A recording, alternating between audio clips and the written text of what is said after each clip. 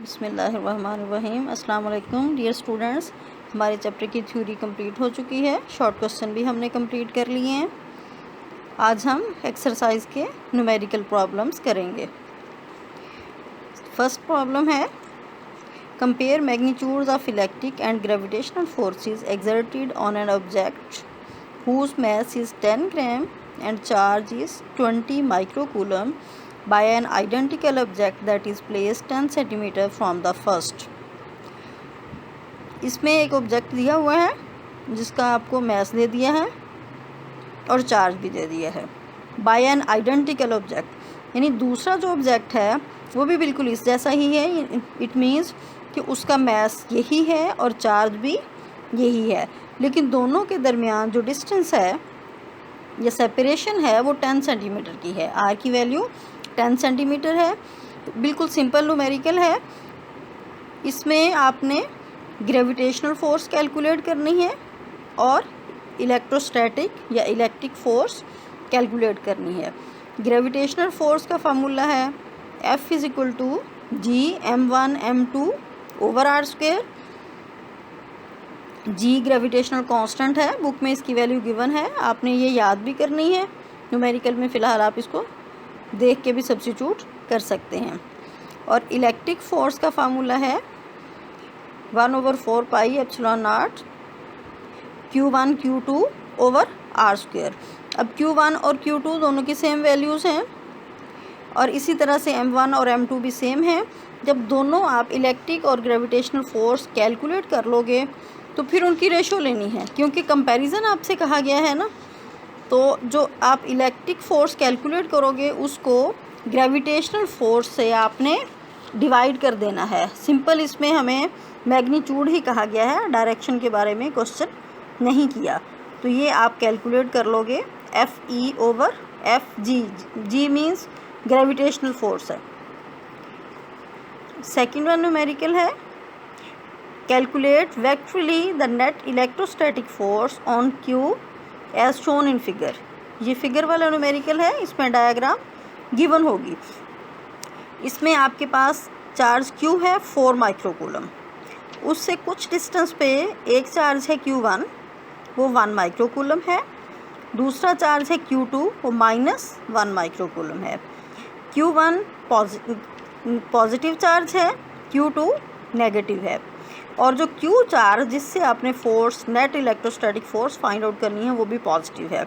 It means Q और Q1 के दरमियान फोर्स ऑफ रिपल्शन होगी और Q और Q2 के दरमियान फोर्स ऑफ अट्रैक्शन होगी। हम इन फोर्सेस को इनके कंपोनेंट्स में रिजॉल्व करेंगे, X कंपोनेंट्स और Y कंपोनेंट्स में।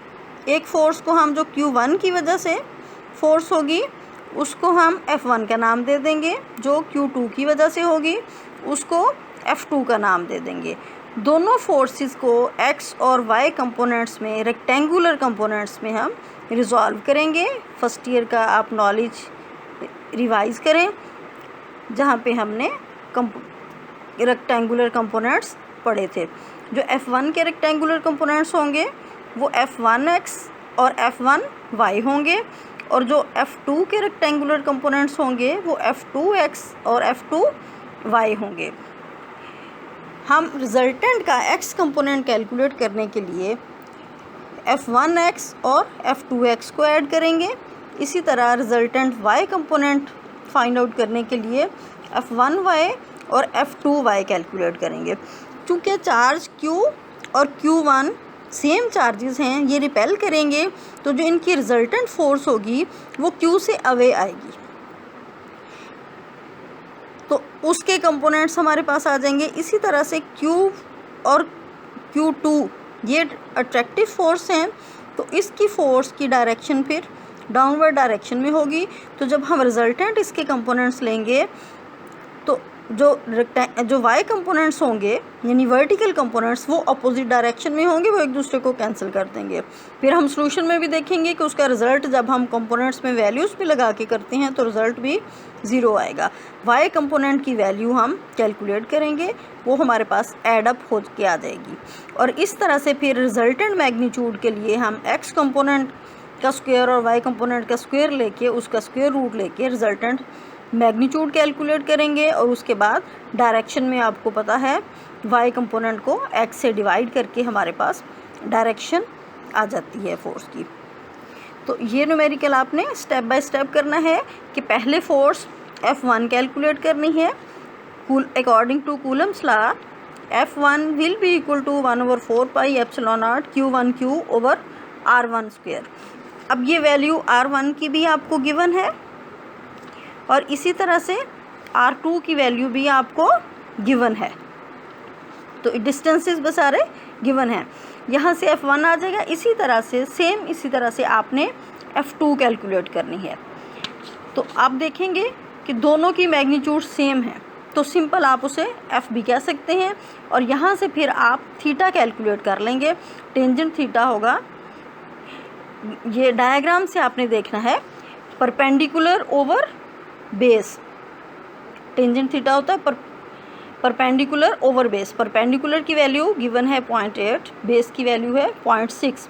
तो यहाँ से थीटा आपके पास 53 डिग्रीज आ जाएगा। अब हमने F1 और F2 को रेक्टेंगुलर कंपोनेंट्स में रिजॉल्व करना है। तो उससे हमारे पास F1x और F1y F1 के रेक्टेंगुलर कंपोनेंट आ जाएंगे। इसी तरह से F2x और F2y फोर्स F2 के रेक्टेंगुलर कंपोनेंट्स आ जाएंगे। हमने Fx को लेना है, दोनों जो x कंपोनेंट्स हैं F1 के और F2 के उन्हें ऐड करेंगे। F1 का x कंपोनेंट है F1x और F2 का x कंपोनेंट है F2x। तो Fx आ जाएगा F1x प्लस F2x और F1x हमारे पास होता है F1 cos थीटा के इक्वल। इस तरह से F2x हमारे पास F2 cos थीटा होगा क्योंकि F1 और F2 पर हमने मैग्नीट्यूड कैलकुलेट की है, बराबर हैं दोनों। तो हम F1 और F2 की बजाय सिंपल F भी लिख सकते हैं। तो इस तरह से Fx हमारे पास 2F cos थीटा आ जाएगा। cos थीटा भी हम कैलकुलेट कर चुके हैं, ये वैल्यू सब्स्टिट्यूट करके Fx की वैल्यू आ जाएगी। अब Fy में क्या होगा, F1y प्लस F2y, लेकिन F1y अपवर्ड डायरेक्शन में है, F2y डाउनवर्ड डायरेक्शन में है। तो हम डाउनवर्ड को नेगेटिव लेंगे तो ये आ जाएगा F1y माइनस F2y। तो इसमें फिर F1 sign theta minus F2 sine theta. F1 और F2 इक्वल हैं और एंगल भी हमारे पास थीटा सेम है, तो F sine theta minus F sine theta आपके पास Fy 0 आ जाएगा। तो इसमें आप simple Fy is equal to F1y minus F2y करके भी, चूँकि मैग्नीट्यूड्स इनकी सेम है, इक्वल और अपोजिट हैं, तो रिजल्ट आपके पास 0 आ जाएगा। अब रिजल्टेंट मैग्नीट्यूड के लिए हम क्या करेंगे, F is equal to Fx square plus Fy square, square root आ जाएगा इसका। तो इस तरह से आपके पास फोर्स की मैग्नीट्यूड आ जाएगी। तो इसका मतलब ये है Fy 0 आपको ये भी शो करता है कि F is directed towards positive x axis. तो अल्फ़ा जब हमने कैलकुलेट करना है तो tangent inverse Fy over Fx होगा। Fy 0 है, Fx की आप वैल्यू कैलकुलेट करोगे तो दोनों को डिवाइड करके 0 ओवर समथिंग कुछ भी होगा तो अल्फ़ा आपके पास 0 आ जाएगा, यानी जो फोर्स है रिजल्टेंट वो एक्स एक्सिस के साथ आएगी। थर्ड वन न्यूमेरिकल है, a point charge Q is equal to -8 × 10⁻⁸ coulomb is placed at the origin. Calculate the electric field at a point 2 metre from the origin on the z axis. ये बिल्कुल simple है, इसमें charge की value और distance दोनों दिए हुए हैं और आपने इलेक्ट्रिक इंटेंसिटी फाइंड आउट करनी है। E is equal to 1/4 pi epsilon naught Q over R square, ठीक है। और ये z एक्सिस के अलॉन्ग है तो साथ k कैप आ जाएगा। सिंपल वैल्यूज इसमें आप सब्स्टिट्यूट करें, सारा डाटा गिवन है और इसको कैलकुलेट कर लें। नेक्स्ट वन फोर्थ न्यूमेरिकल है, determine the electric field at the position R is equal to 4I plus 3J cast by a point charge Q is equal to 5 × 10⁻⁶ coulomb placed at the origin. इसमें position vector की form में दिया है, करनी है आपने वही electric intensity ही calculate है, लेकिन यहाँ पे आपको पोजीशन वेक्टर भी फाइंड आउट करना है।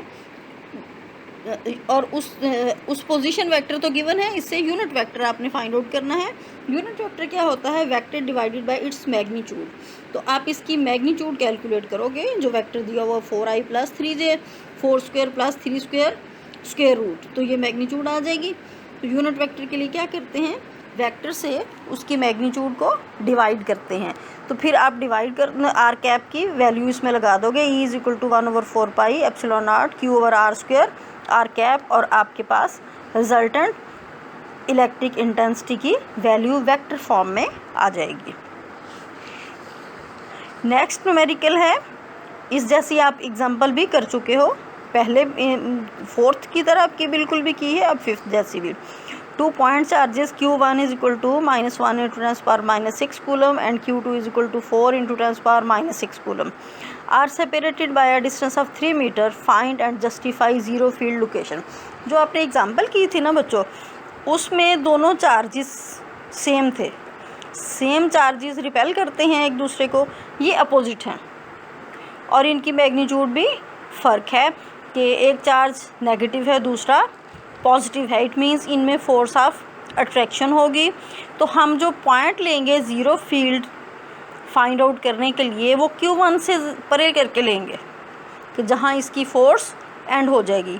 पॉइंट P लेंगे x डिस्टेंस पे, दोनों चार्जेस के दरमियान 3 मीटर का डिस्टेंस पहले गिवन है, तो जो आपने पॉइंट लेना है वो Q1 से अवे लेंगे और उसको हम कह लेंगे कि x डिस्टेंस पे लिया, क्योंकि हमें उसका पता नहीं है, हमने वो फाइंड आउट करना है। तो फिर P पॉइंट का डिस्टेंस Q1 से तो x हो जाएगा, लेकिन Q2 से क्या होगा? 3 मीटर तो ऑलरेडी डिस्टेंस है, उसमें x ऐड हो जाएगा। तो Q2 का डिस्टेंस P पॉइंट से x + 3 मीटर हो जाएगा। अब इलेक्ट्रिक इंटेंसिटी पॉइंट P पे Q1 की वजह से होगी 1/4 पाई एप्सिलॉन नॉट Q1/x², और इलेक्ट्रिक इंटेंसिटी पॉइंट Q2 की वजह से P पॉइंट पे होगी 1/4 pi epsilon naught Q2/x + 3 whole square. अब ज़ीरो फील्ड को जस्टिफाई करने के लिए कंडीशन हमारे पास है कि E1 should be equal to E2। तो दोनों को हम इक्वेट करेंगे, वैल्यूज़ Q की सब्स्टिट्यूट कर देंगे, तो दोनों तरफ से 10⁻⁻6 माइक्रो में जो है वो कैंसिल आउट हो जाएगा। क्रॉस मल्टीप्लाई करेंगे आप इसको और फैक्टराइज करके इसका सोल्यूशन कैलकुलेट करेंगे, तो दो वैल्यूज़ आएंगी x की, एक प्लस आएगी, एक माइनस आएगी। तो इसमें अगर हम नेगेटिव वैल्यू लेते हैं तो अंदर की तरफ जाएगी। दोनों चार्जेस एक दूसरे को अट्रैक्ट करते हैं, अपोजिट चार्ज होने की वजह से उनके सेंटर में ज़ीरो फील्ड लोकेशन नहीं आ सकती, इसलिए x की वैल्यू को +3 हम लेंगे और साइड पे पॉइंट आएगा वो। 6th है, find the electric field strength required to hold suspended a particle of mass 1 × 10⁻⁻6 kilograms and charge 1 micro coulomb between 2 plates 10 centimetre apart. दो चार्ज प्लेट्स हैं, एक पॉजिटिव है दूसरी नेगेटिव है। एक चार्ज आपने उनके दरमियान रख दिया। अब चार्ज का क्या काम है? ऑटोमेटिकली वो पॉजिटिव प्लेट से नेगेटिव की तरफ मूव करेगा। आप यानी वो डाउनवर्ड मूव करेगा, अपवर्ड उस पर इलेक्ट्रोस्टैटिक फोर्स एक्ट करेगी, डाउनवर्ड ग्रेविटेशनल फोर्स। अगर ये दोनों फोर्सेस इक्वल हो जाएंगी तो फिर चार्ज सस्पेंड हो जाएगा, दरमियान में रुक जाएगा। तो आपने इलेक्ट्रिक फील्ड की वो वैल्यू फाइंड आउट करनी है जहां आप चार्ज को रोक लें। तो FE को FG के इक्वल कर देना है। FE आपके पास QE होती है और FG उसका वेट है mg। QE will be equal to mg और यहाँ से आप E कैलकुलेट कर लेंगे। बिल्कुल सिंपल न्यूमेरिकल है। और 7th है, a particle having a charge of 20 electrons on it falls through a potential difference of 100 volts. Calculate the energy acquired by it in electron volts. इस जैसा न्यूमेरिकल भी बिल्कुल आपने एक एग्जांपल की हुई है, सेम इसी तरह से, कि इसमें आपको पोटेंशियल डिफरेंस की वैल्यू दे दी है, चार्ज आपको याद होना चाहिए, नंबर ऑफ़ इलेक्ट्रॉन्स 20 हैं और टोटल चार्ज फाइंड आउट करने के लिए एक इलेक्ट्रॉन का चार्ज आपके पास 1.6 × 10⁻⁻19 कूलम है।